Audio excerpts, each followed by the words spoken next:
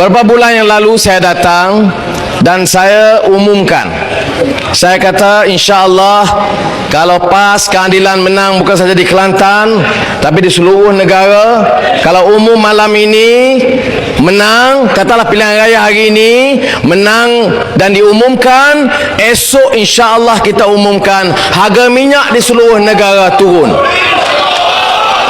Datuk Najib marah. Datuk Najib marah. Dia kata orang itu, orang yang pernah menjawat menteri, jabatan menteri keuangan, orang itu tak bertanggungjawab, karena kalau kita dengar pandangan dia, negeri ini akan bankrupt. Saya nak kata, Najib, dengar abang kamu nak cakap sekejap. Dia panggil saya orang itu. Nama saya Anwar Ibrahim, dari Malaysia, bukan dari Mongolia.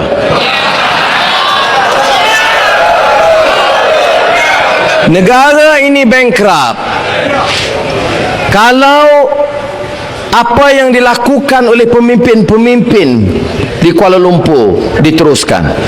Beli 2 kapal selam, ambil 530 juta komisen. Ini bukan fitnah. Saya berdasarkan kenyataan.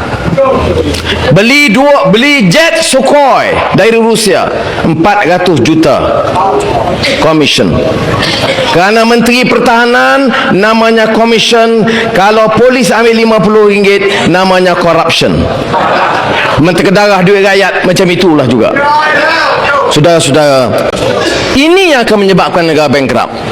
Bulan lalu saya dedahkan bagaimana tanah zon bebas pelabuhan Kelang diambil dari orang kampung, koperasi yang dipunyai oleh Cina, Melayu, Cina dan India. Dia beli dengan harga RM3 satu kaki persegi. Kemudian Ling Leong Sik, Menteri Pengangkutan, hari dia letak jawatan, dia sign approval. Lepas itu, oleh kerana dia ambil tanah rakyat ini, dia naik jadi tun. Ling Leong Sik diikuti oleh Menteri Pengangkutan sekarang, timbalan Presiden MCA, bagi 3 surat.